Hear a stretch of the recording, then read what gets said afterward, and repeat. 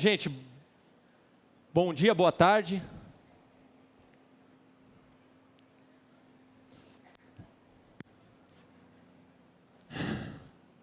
Eu queria começar a minha palestra hoje falando para quem está aqui, porque tem alguma vontade de fazer alguma coisa diferente, porque tem um sonho na cabeça e quer empreender. 4 anos atrás eu estava sentado numa dessas fileiras ali, com um Airbnb do outro lado dividido com o meu sócio. E hoje, quase 4 anos depois, eu estou vendo um monte de cliente nosso aqui na plateia, todos os outros que não vieram, mas falaram que gostariam de estar aqui. E tudo que a gente fez esse ano, isso é um pouco do que eu quero contar para vocês hoje. 4 anos atrás eu tinha uma ideia de construir uma empresa que definitivamente ajudasse outras empresas e um ecossistema no Brasil de empresas a olhar muito mais para o cliente e para os resultados que ele vai ter com o teu serviço, com o teu negócio, e muito menos só para dentro e com o objetivo de bater uma meta interna. Tem muita gente que fala para mim assim: Matheus, eu tenho uma ideia boa, eu vou criar um app. Eu falo: você começou com a ideia errada. Se você disser para mim: Matheus, eu tenho uma ideia boa para solucionar o problema de alguém, você começou do jeito certo. Quando a gente fala de inovação de fato hoje, as empresas estão tentando fazer isso com elas.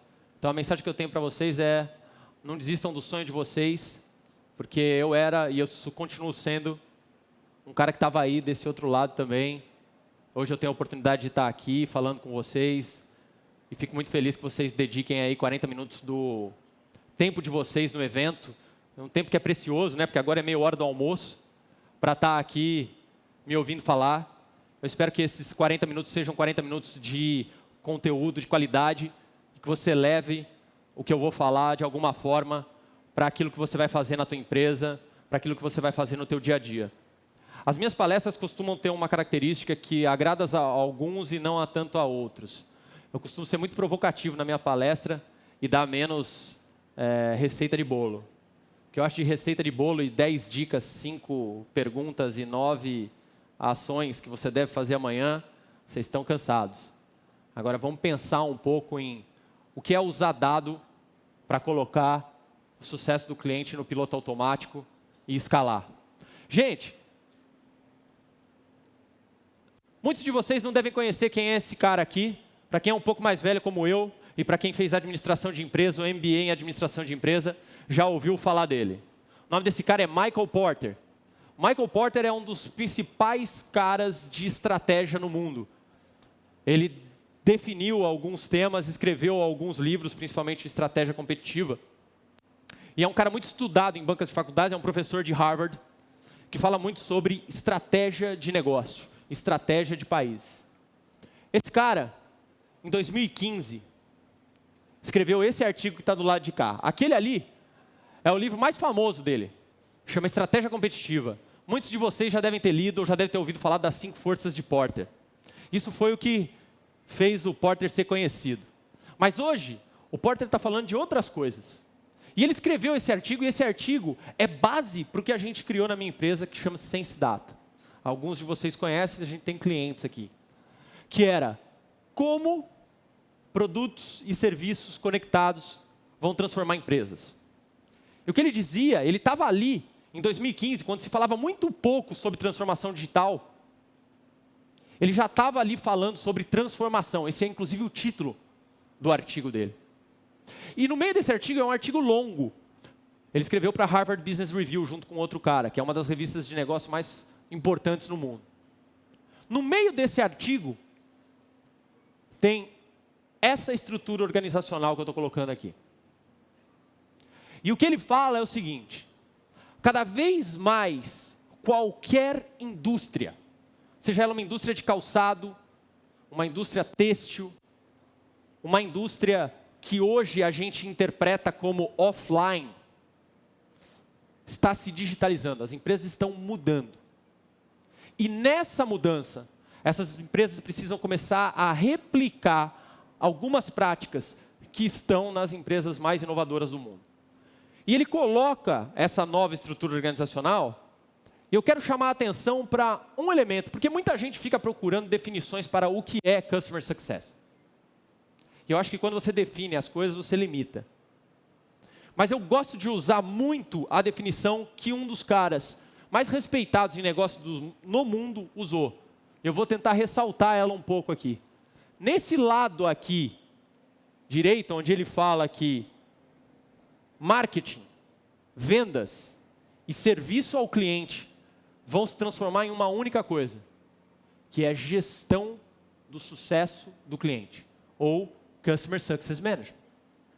E o que ele define como Customer Success Management, na visão dele, é a área que será responsável por garantir o relacionamento contínuo com os clientes e confirmar que esses clientes estão extraindo o máximo valor do produto ou do serviço.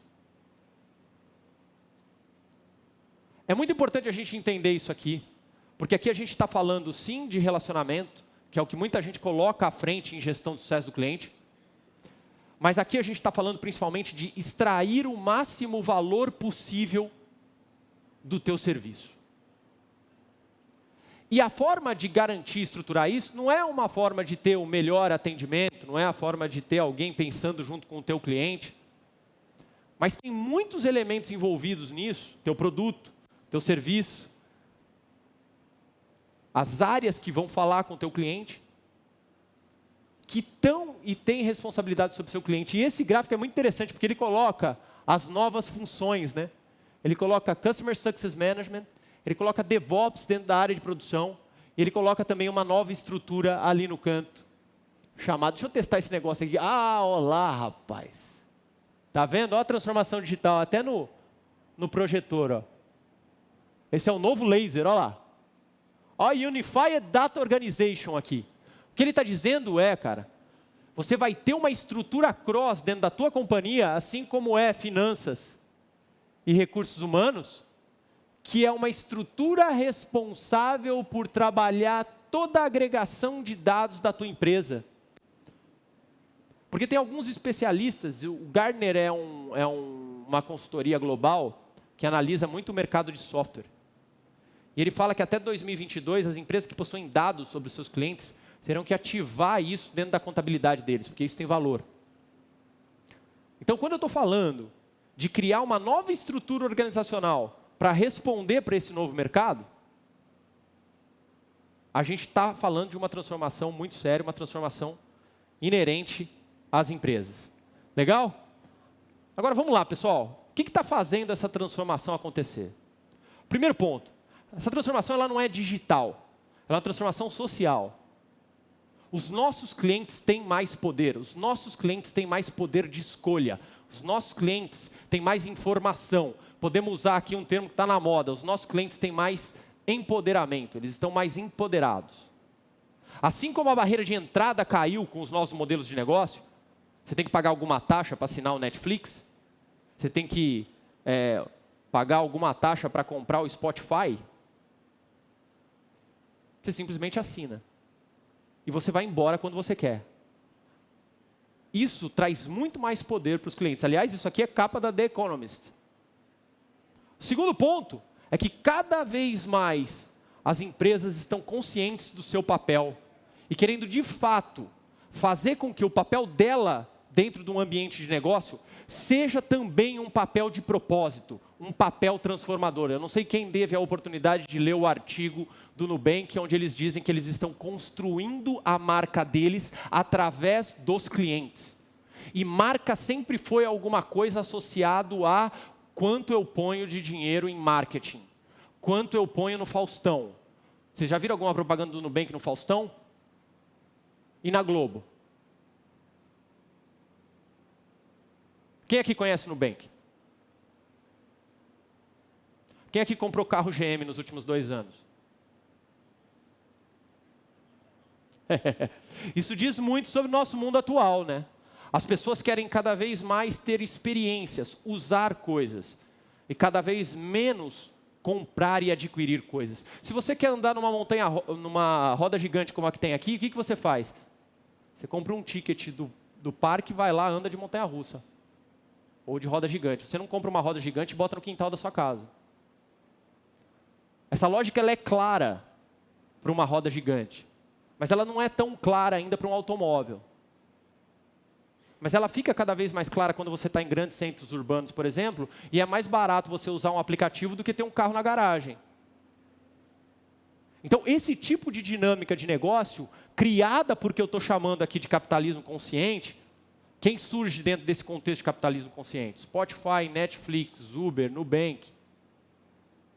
Toda essa galera que as grandes empresas estão tentando correr atrás, estão tentando mimificar, que tem até empresa hoje que faz imersão no Vale do Silício. Esquece, não é indo daqui em São Francisco que você vai descobrir como trabalhar melhor o teu cliente, é conversando com ele. Você sai daqui e vai para São Francisco, para um cara virar para você e falar assim, cara, sabe como a gente inova? A gente entende a dor do nosso potencial cliente. A gente não inova vindo para São Francisco. E o último ponto, pessoal, se dados são o novo petróleo, quem são os novos sheiks? Ou quem serão os novos sheiks? Somos nós, da indústria digital? Quem vai conseguir trabalhar isso? E o teu cliente, pessoal, ele está mudando. Ele está mudando todo dia. Teu cliente hoje, ele está esperando coisas de você como agilidade, personalização. A gente vai falar sobre personalização em escala usando dados aqui hoje, com um caso que vocês têm no bolso de vocês ou na bolsa de vocês. O teu cliente quer simplicidade. Eu comecei a minha carreira dentro de uma grande empresa de software chamada SAP. Quem aqui conhece a SAP? Interessante, porque ela está na frente no ranking de marca do Nubank. Engraçado, né? A gente começa a pensar sobre esses rankings aí também. Quando eu comecei a minha carreira lá, o slogan da SAP é The Best Run Businesses Run SAP. Os melhores negócios operam com SAP. Sabe qual é o slogan da SAP hoje? Run Simple. E ela é uma empresa de ERP. Isso diz muito para onde ela quer ir. Se ela vai conseguir chegar lá, a gente não sabe. Mas é entendendo isso aqui, ó. O teu cliente hoje paga por experiência. Pensa nas melhores experiências que você já teve. E esse também é um tema que eu gosto de discutir quando eu estou falando com vocês, porque é o seguinte. Ah, Matheus, mas e Customer Success e Customer Experience? É tudo a mesma coisa. Customer Experience é algo que nasceu no mundo B2C. Porque em Customer Experience você tem que conquistar corações. Disney, Apple, Nubank. A Apple pode lançar um celular porcaria, iPhone 12, igualzinho o outro que custa metade do preço. Vai ter fila na porta para entrar. Status, fãs da marca, a gente pode discutir. Mas eles conseguiram colocar a gente lá. A questão é, o que você está fazendo hoje na tua empresa e com a sua base de clientes para endereçar esses aspectos? E esses aspectos do ponto de vista do cliente, não do teu ponto de vista. Porque você pode pegar e falar assim, eu vou ganhar agilidade, já sei. Eu vou pegar todos os meus SLAs de resposta ao cliente no meu time de atendimento e reduzir eles pela metade. Ótimo. E aí você começa a cumprir essa meta. E nenhum cliente mais tem o seu problema resolvido de fato. Análise quantitativa versus análise qualitativa de fato. A preocupação com a real solução. Quando você liga hoje em uma área de atendimento, o que você espera? Que o seu problema seja resolvido. É isso que você espera. Você não espera um bom tempo de primeira resposta. Você não espera um atendente simpático. Você pode ter um atendente seguindo o script, sem ser legal com você. Ele resolveu o teu problema, você dá 10. Você fala, pô, ótimo. Resolvi meu problema. E aqui a gente inverte a situação. A gente dá muita atenção e pouco atendimento. Quer ver o que é muita atenção? Não, eu entendo o seu problema, realmente é ruim, né? Mas eu não posso fazer nada. Mas infelizmente esse é o nosso processo. Quantas vezes vocês já receberam essa resposta em uma área de atendimento? Olha, senhora, infelizmente a gente não pode fazer nada, esse é o nosso procedimento. Você quer prosseguir? Ele te deu atenção, talvez ele não tenha te dado atendimento para o que você precisava. E quando a gente fala desse contexto de capitalismo consciente que eu estou dizendo aqui, a gente está falando de alguns elementos que a gente está percebendo aqui no evento. Diversidade e inclusão são imperativos. Sucesso do cliente passa a ser pauta no C-Level. Propósito gera lucro. E cultura é marca. Cultura é marca. A Forbes escreveu sobre o RD Summit 2 anos atrás, comparando a experiência desse evento a uma experiência Disney. Essa é a correlação, é alguma coisa que fica no teu coração, que você quer voltar, que além do conteúdo você teve boas experiências. A experiência adequada com o resultado desejado forma o sucesso do cliente. O que é a experiência adequada? Você chegar, você ter uma fila adequada, você ter um bom atendimento por parte da equipe, você ter áreas de descanso, descompressão e etc. E o que é o resultado desejado com o RD Summit? Que você tenha conteúdo de qualidade. Não adianta você vir para cá e ter uma Disney, e a hora que você volta para fazer o relatório para o teu chefe na segunda-feira, você fala, então, mas o conteúdo foi uma porcaria. Não aprendi nada de novo, não tinha nada acionável. Então, esses dois aspectos, eles são intrinsecamente ligados para você ter sucesso. E aí a gente começa a falar sobre dados. Falei que dados são os novos, é o novo petróleo. Primeiro ponto, pessoal, a gente está mudando a forma como a gente usa dados. Se você está usando dado hoje na tua empresa para contar história, você está usando dado como a gente usa dado desde a década de 90. Você está criando dashboard. Quanto eu vendi? Qual foi o meu tempo de atendimento? Isso é importante, mas já não é mais suficiente. Está na hora de você começar a usar dados para fazer história. Deixar de ter apenas dashboards e passar a ter insights. E insights que sejam acionáveis, que tomem uma ação, que mudem a percepção, a experiência, o resultado do cliente, ou que minimamente consigam fazer com que o seu time atue sobre ele no momento adequado. Quantos PROC-V você faz por dia? O quanto é você trabalhando pelo dado ou o quanto é o dado trabalhando por você? O quanto você é esperado que você esteja atuando com o seu cliente e, na verdade, você está atrás de 4 ou 5 planilhas Excel. Esse dado tem que estar trabalhando por você. Ele tem que estar te entregando qual cliente eu deveria acionar, em que momento, com que contexto. É isso que você tem que buscar para melhorar a experiência dele. Como a minha solução está sendo utilizada? Vamos falar sobre isso? A nossa mentalidade, ela não é orientada a dados. Nossa mentalidade é orientada à intuição.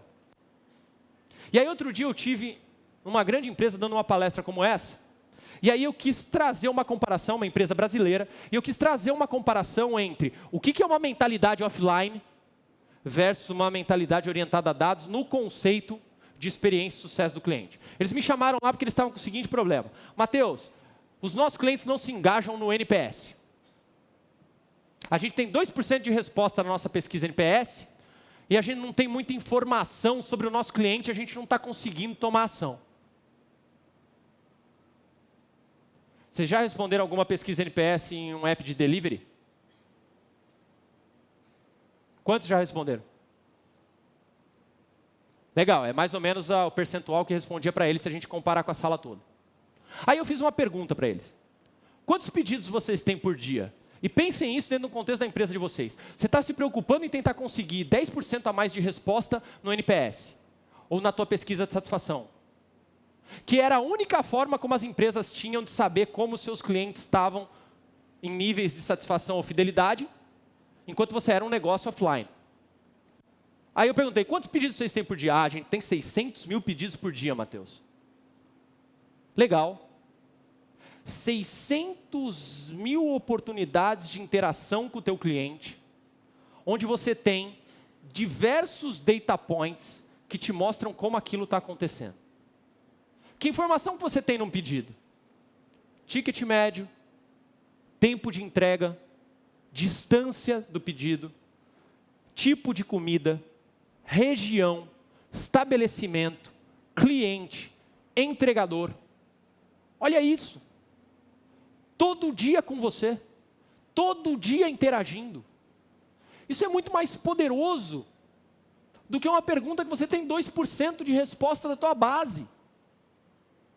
E aí o que o pessoal faz? O pessoal bota data science e estatística em cima disso aqui para tentar replicar estatisticamente 2% para outros 98%. Ah, temos uma inferência aqui do que os nossos clientes acham da gente. Não, cara, a inferência está aqui. Só que o que você faz? Você está pensando como na década de 90. Porque na década de 90 você não tinha toda essa informação, porque você não era um business digital. Ah, Matheus, então só dá para usar dados em negócios digitais. Você acha que um plano de saúde é um negócio digital? Tem gente que respondeu que sim, porque são eles que estão ajudando a digitalizar esses caras. Vocês sabiam que o maior cliente da SenseData é uma empresa de gestão de sucesso do cliente, com uma plataforma de dados acionáveis. O maior cliente da SenseData é uma empresa de saúde. Que tem gerente de vidas. Eu fico muito feliz quando eles falam isso lá. Eles não têm gerente de sucesso do cliente, eles têm gerente de vidas. Porque o que você quer? Qual é o teu objetivo, o teu resultado, o teu sucesso quando você contrata um plano de saúde? É não usá-lo. Porque você quer saúde, você não quer doença. O princípio desses caras é medicina preventiva. E eles monitoram a jornada do beneficiário deles para atuar proativamente, para que ele tenha a melhor experiência possível ali dentro. Esses caras são extremamente low profile, eu não posso nem dizer o nome deles. Mas eles chegam ao exímio ponto da experiência do cliente dentro de saúde, de terem desenvolvido uma fragrância específica para usar nos hospitais e nos ambulatórios deles, para acabar com um negócio que ninguém gosta, chama cheiro de hospital. A experiência do cliente está nos mínimos detalhes. Eles usam dados, eles usam informação, eles usam tecnologia, mas eles também estão preocupados em acabar com aquele negócio que você se sente mal quando você entra e fala, ai, que cheiro de hospital. São exemplos reais, pessoal. O que vocês sentem quando vocês veem isso aqui? Vou dar um pouco de contexto. Essa foto aqui foi tirada em maio de 2019. É do VLT de Cuiabá. Tem alguém de Cuiabá aqui? Tá bom. VLT de Cuiabá. Era para ter ficado pronto na Copa de 2014. Tá assim. Aí eu vou fazer uma pergunta para vocês. Se você tem um negócio digital, se você tem uma plataforma, uma ferramenta, você não consegue ver que áreas da tua solução estão desse jeito? Abandonadas. Sem uso. E o que é pior, qual é a correlação de investimento que você fez para desenvolver o VLT, que é aquele teu novo módulo que você achou que ia bombar, e ninguém está usando? Aquele botão que todo mundo achou que ia ser útil, e ninguém usa. Você está medindo isso? E isso é muito interessante, pessoal, porque quando a gente fala de sucesso do cliente em um produto digital, ou em empresas que estão se digitalizando, estão ficando mais digitais, eu fiz isso aqui em formato de código, para que vocês tirem foto e levem para os seus devs. Provavelmente, na hora que eles olharem, eles vão falar assim, mas a sintaxe está errada. Aí você vai falar, você não entendeu mesmo. Porque esse é o problema. Que ele está preocupado com o código. E você não tem que estar preocupado com o código ou com a feature. Você tem que estar preocupado em entregar o job to be done do teu cliente. Entregar o sucesso dele. 40% das novas funcionalidades e investimento em tecnologia em grandes empresas no mundo, segundo o Gartner, estão sem uso. São bilhões. Porque alguém falou que não, mas se a gente colocar esse portalzinho, se a gente desenvolver esse app, se a gente criar aquele módulo, vai bombar. Adoção, engajamento, isso é parte de Customer Success. Qual é a maior interface do produto digital de vocês com o seu cliente? Onde o teu cliente fala todo dia? Onde o teu cliente está todo dia? Se você tem uma ferramenta de software. No produto. Muita gente fala, não, a principal interface com o nosso cliente é o nosso atendimento. Não, é teu produto, cara. Tem muitas vezes que ele acessou o teu produto, teve um problema, desligou, deslogou, foi embora e você nem ficou sabendo. Muitos dos nossos clientes falam assim, Matheus, meu maior problema com o cliente que cancela é que eu tenho muito cliente que vira para mim e fala assim, eu vou cancelar. Por quê? Porque eu não estou usando. Não é porque é ruim ou porque é bom. É porque ele simplesmente não se engajou. E aí, pessoal, isso aqui é uma fórmula. Você quer receita? Para ter receita, você precisa de clientes. Só que esses clientes precisam transacionar com você. E essa receita vai aumentar se você tiver mais transações. A minha questão aqui é a seguinte, pessoal. O número de clientes é aquisição. O primeiro desafio que você tem é trazer clientes. Esse é o teu primeiro desafio. Aí você tem clientes, perfeito? Ótimo. Só que o que você precisa fazer? Você precisa fazer com que esses clientes realizem transações com você, principalmente se você é uma plataforma baseada em consumo, por exemplo. Vamos dar um exemplo do aplicativo de entrega. Não basta baixar o aplicativo, certo? Que é a aquisição. Ele tem que fazer pedido. Perfeito? E a hora que ele estiver fazendo muito pedido, vamos pensar que se o cara pede todo dia da semana, nas 2 principais refeições, ele vai ter um limite de uso da tua plataforma, certo? Ele está usando lá, vamos pegar dia útil, ele está fazendo 10 pedidos por semana. Almoço e janta, almoço e janta, manta e janta. O que você tem que fazer agora? Você tem que mudar o modelo de monetização. Você tem que aumentar a receita por transação. É isso que o iFood está fazendo com o iFood Pay, por exemplo. Eles já têm a base de clientes. Essa base de clientes já está transacionando no negócio principal deles, que é a entrega. E eles criaram o iFood Pay, certo? Só que acontece que você... Quanta gente conheceu o iFood Pay até eu falar aqui, por favor? Ó. Então tem uma coisa que não tem awareness. E aí como você resolve esse problema? Como é que você faz? Como é que você gera engajamento? Pô, o iFood é um produto digital, certo? Provavelmente ele vai colocar um monte de ads, SEO, push dentro do teu app. Sim, ele vai fazer isso, mas ele também vai fazer isso aqui. Fui eu que tirei essa foto não é de internet. Essa aqui é no restaurante que eu costumo almoçar lá perto da Sense Data. Isso aqui é um cara do iFood abordando as pessoas na fila de pagamento e falando para eles, você conhece iFood Pay? Vejam que as estratégias, às vezes a gente fica com macro, super estratégias, mas às vezes você tem que ir para o front. Porque o que eles precisam agora é capturar uma nova receita, monetizar de forma diferente a base de clientes deles. É nesse momento que você cria um negócio chamado cross-sell. Você tem outros produtos dentro do teu produto para vender. Porque muitas vezes, se você vive de produto único, você tem um limite. Você tem um limite de mercado endereçável e você tem um limite de uso da tua aplicação. Você precisa ampliar a partir dali. O iFood Pay é algo que vem nesse sentido. Só que para fazer essa estratégia, você bota Customer Success na ponta. Para fazer o quê? Para gerar engajamento. Quem aqui conhece Spotify? Eu vou contar uma história sobre Spotify para vocês. Quem aqui faz análise cohort da base de clientes? Vocês sabem o que é isso?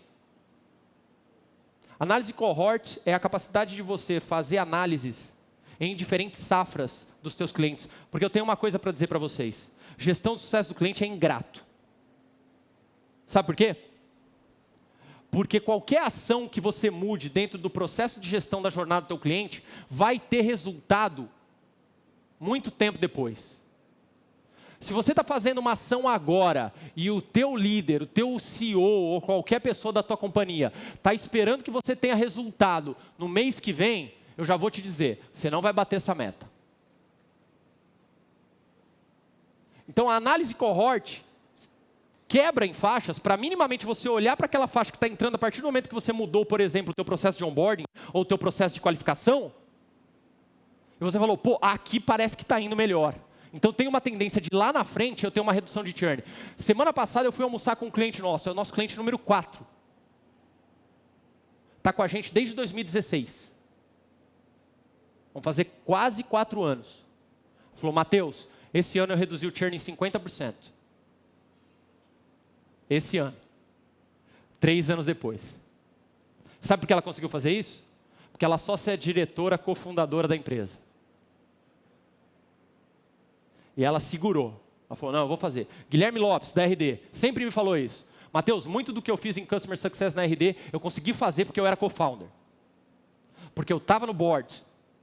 Porque eu estava ali explicando que daqui a pouco a gente vai ter resultado, porque o cohort está mostrando. E aí o Spotify foi analisar os cohorts dele. O primeiro cohort dele era aquele cara que ama a música. Então todo mundo já... aquele cara que abre o Spotify de manhã, ele sabe o que ele quer ouvir. Ele conhece o álbum, ele conhece os novos lançamentos, ele conhece o nome da música, ele conhece o nome do artista. Aí o segundo cohort veio bem, já é um cara que gosta de música, não é tão aficionado quanto aquele primeiro, mas é um cara que usava bem.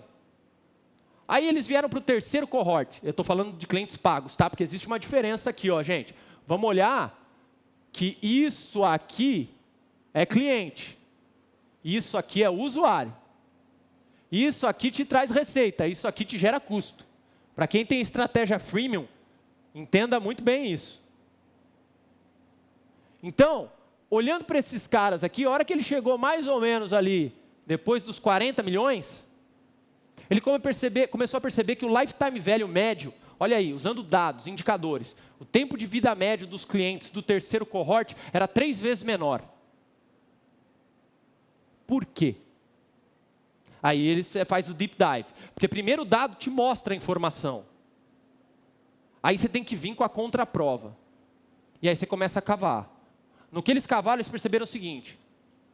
Esse cara não era um cara que conhecia tão bem música. Então ele entrava no Spotify e não sabia o que escutar. O que ele fazia? Botava no modo rádio. Ou seja, eles detectaram que nesse cohort existia um uso mais elevado, comparado com os anteriores, do uso da funcionalidade rádio. E aí o que acontece? Esse cara pensava assim, pô, para usar o Spotify que nem rádio, eu não preciso pagar, eu ouço rádio. Certo? Aí a minha pergunta para vocês pensarem agora. Gente, vocês estão no board do Spotify. Vocês precisam resolver esse problema. Como resolve? Vocês são o head de Customer Engagement, de Customer Success. Teu objetivo é aumentar a lifetime value do cliente. Você tem um problema hoje que o terceiro cohort não está respondendo. Você já detectou a causa. O cara está usando igual rádio.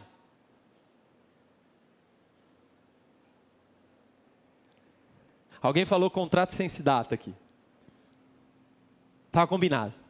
Pois a gente acerta. Na verdade, eles compraram um concorrente nosso chamado Preact. Eles compraram a empresa, porque esses caras não sabem brincar, né? Eles não contratam a sua, eles compram a tua empresa. Mas isso é outro assunto. Quem aqui já usou no Spotify um negócio chamado Daily Mix? O que é Daily Mix? E de novo, gente, alguém do Spotify já ligou para você e falou assim, olá, tudo bem? Você está usando o Spotify, eu sou o seu gerente de sucesso do cliente. Gostaria de saber se você ouviu bem as músicas hoje de manhã? Estava num volume adequado? Os álbuns te interessam? Não, né? Não dá para fazer isso para 87 milhões de usuários globalmente.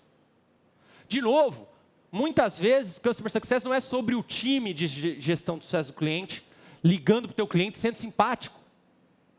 É sobre trabalhar em cima da principal interface com o teu cliente, que no caso do Spotify, está ali. E o que é o Daily Mix, pessoal? O Daily Mix é um conjunto de conteúdos adequados ao teu gosto, baseado no tipo de acesso que você faz, baseado em quando você nasceu, porque isso te conecta. Customer Experience. A primeira vez que eu usei Daily Mix, eu voltei para a minha adolescência, porque parecia um...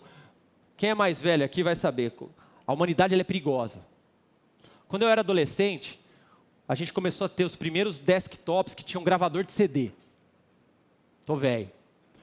Aí quando você entrega isso para a humanidade reage de uma forma que você não espera. O que você faz? Fala, nossa, vou fazer um CD com as melhores músicas Mateus ever. Aí você põe Vivaldi e Offspring. Porque eu gosto de Vivaldi, eu gosto de Offspring. Aí o que acontece? Você ouve 3 vezes aquele CD, você quer morrer. Fala, nossa, eu não aguento mais, como que eu fiz isso? O Daily Mix entende isso, a humanidade evolui, isso que é bom.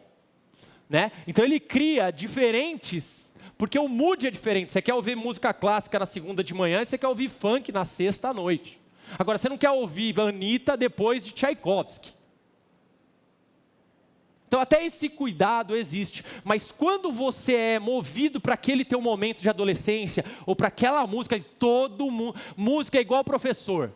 Fecha o olho e pensa naquela música que faz seu coração bater mais forte. Existe. Posso que cada um de vocês pensou em alguma coisa aqui. Isso é conexão. E aí você faz o quê? Conquista. O lifetime value do terceiro e quarto cohort do Spotify, depois da implantação do Daily Mix, cresceu em 4 vezes. Quem se cadastrou nisso aqui? E agora eu vou contar uma história que eu pedi autorização para a Daniela, ela não está aqui. Ó, ela está ali. A Daniela, antes de eu subir aqui no palco, ela saiu para atender uma ligação um pouco mais aqui e falou, nossa, de novo. Falei, que foi, Daniela? Operadora me ligando. Eu estou aqui coordenando palestra no meio do RD Summit, nosso principal evento anual. Os caras já me ligaram 5 vezes. 1,5 milhão de pessoas disseram assim, eu não quero que você fale comigo. Por que isso acontece? Porque a gente interpreta a digitalização, às vezes, de forma errada. Como que essas empresas, eu vou trazer de novo o mindset, a mentalidade offline e a mentalidade mais orientada a dados. Case real. Como é que esses caras te acessam? E muitas vezes, gente, não é sobre fazer mais, é sobre fazer melhor. Esse case nosso do plano de saúde, muitas operadoras de saúde têm a seguinte premissa, eu tenho que fazer o meu usuário usar menos o plano de saúde. Não é isso, ele tem que usar melhor. Porque o que é melhor para você como plano de saúde e para o teu beneficiário? Que ele faça uma cirurgia de joelho ou 10 sessões de fisioterapia? Para os dois é melhor a segunda opção. Agora vamos olhar como é que os caras fazem isso. Sabe como é que o cara faz? Ele faz o seguinte.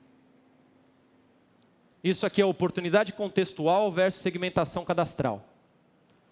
Ele pega o teu cadastro de cliente básico. E ele faz isso faz muitos anos. Aí ele enriquece esse cadastro de cliente para ver qual é o teu potencial de compra, qual é a tua renda familiar, onde você mora. Porque ele quer saber o seguinte, será que esse cara que está gastando R$100 comigo hoje, poderia gastar 150, 180? E aí ele chega à conclusão que, ele consegue. E aí o que ele faz? Porque ele é digital. Ele pega essa lista enriquecida, filtra para ver os caras que poderiam estar gastando mais do plano que eles gastam hoje, joga numa URA automatizada, que antes era o mesmo número, mas agora ela fica mudando o número, e fica te ligando o dia inteiro. Olha lá, Daniela, está recebendo de novo a ligação? Faz que nem um amigo meu, bota beber água. Ele falou que ficou bem mais hidratado depois disso. O problema é que eles mudam o número, então ela não consegue pôr mais isso. Inteligência digital. E o que ele faz? Ele fica ligando automaticamente, e a hora que você atende, vocês já atenderam? Às vezes o cara não fala alô direto. Por quê? Porque ele está redirecionando para o operador. Mas está tudo bem, porque a gente tem 0,01% de conversão aqui, Matheus, mas tá bom, porque a lista são 2 milhões de pessoas. Agora, e os 99,9%, que como a Daniela tinha alguma coisa mais importante para fazer naquele momento, e a tua ligação atrapalhou ele no dia? O que acontece com a tua marca na cabeça desse cara nesse momento? Aí a gente propôs para uma dessas operadoras mudar um pouco a mentalidade. Cara, vamos fazer o seguinte, vamos usar o cadastro que você usa? Vamos. Mas vamos começar a usar dado. Vamos começar a colocar esse negócio no piloto automático. Vamos começar a fazer melhor e não fazer mais. Você não precisa mostrar para o teu CEO que a tua máquina operadora consegue fazer 15 ligações por minuto, algo que um ser humano não consegue fazer, para apurrinhar a vida do teu cliente. Vamos fazer o seguinte. Vamos olhar quem são os caras da tua base hoje, que além de ter capacidade de gastar mais com você, nos últimos 6 meses, consumiu perto de 98% ou mais do teu plano de dados, ou contratou dados adicionais. Você não acha que esse cara precisa de um plano maior? Você não acha que esse cara ficaria feliz se ele recebesse uma oferta contextualizada, você falando que você sabe que ele precisa? Vamos olhar outra coisa também, vamos olhar status. Que status? Vê se esse cara está bem com você. Ele reclamou no Reclame Aqui, ele tem um chamado na ouvidoria. Se ele está mal com você, resolve o problema de relacionamento primeiro, depois tenta vender. Que a pior coisa que tem, quem já trabalhou com relacionamento de cliente aqui, foi oferecer alguma coisa que o cliente falou, que bom que você está aqui, vamos conversar. E outra, tira quem está inadimplente, porque se o cara não está te pagando, você quer vender mais, você vai só piorar a situação. 2 milhões na primeira lista, 300 mil. 2 milhões, 300 mil. 0,01 de conversão. 6% de conversão. Porque é diferente, quando a abordagem é diferente, quando eu te falo, eu sei que você não... E o script mudou. Eu sei que você não tem tempo agora, mas eu queria 30 minutos de você quando você puder. Porque a gente percebeu que você está consumindo muito próximo do teu plano de dados. E a gente tem uma oferta para você para ir para um plano de dados maior e isso pode ser útil para você gastar menos. O maior ativo que vocês têm e que eu tentei durante esses 40 minutos que a gente falou aqui hoje é tempo. E eu não quero gastar o tempo de alguém com alguma coisa que é inútil para ela. Isso destrói a tua marca. Gente, para terminar, tem muita coisa provocativa aqui. A gente está pensando e falando, pô, mas Mateus, é difícil. Data mindset, tem coisas que influenciam em processos importantes da empresa. E eu queria contar um caso que eu acho muito legal. Esse aqui é o Rony Mesler, ele é o CEO da Reserva. A Reserva é uma marca que tem uma mentalidade interessante. Eu não sou cliente deles, não preciso ficar fazendo propaganda. Mas esse ano, por exemplo, eles fecharam todas as lojas deles nos Dia das Mães. E colocaram o seguinte anúncio na porta. Essa data é tão importante que a gente gostaria que os nossos colaboradores estivessem com a pessoa que mais importa.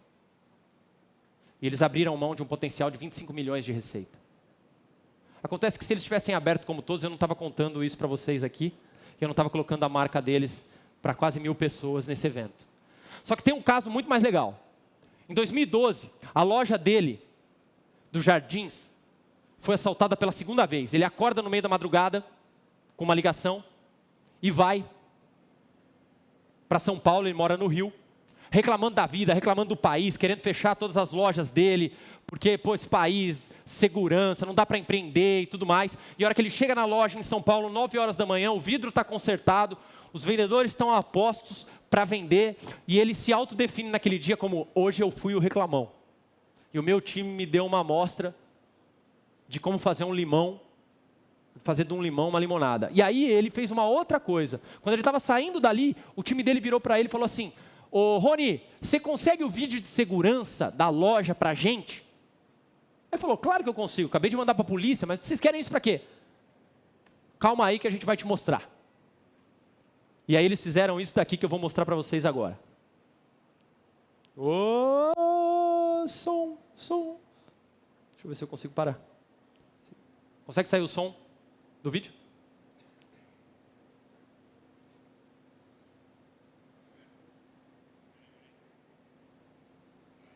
Vai.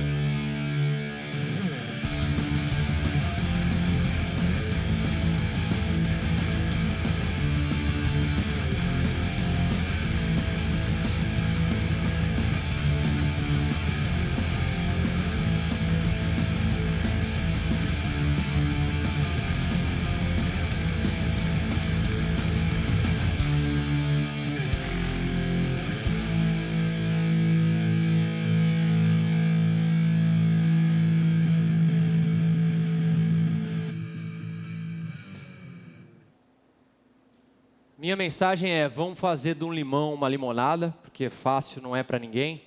E antes que vocês, esse vídeo é um vídeo um pouco polêmico, algumas vezes as pessoas me perguntaram, mas isso é apologia ao crime? Mas tem um disclaimer que eles fizeram quando lançaram esse vídeo que é muito importante. E eles falaram o seguinte, a gente não pediu para as pessoas participantes desse vídeo o direito de imagem deles. Então a gente gostaria de pedir para que eles voltassem para que possam aqui assinar o termo. Pessoal, era isso que eu tinha para dizer para vocês. Muito obrigado.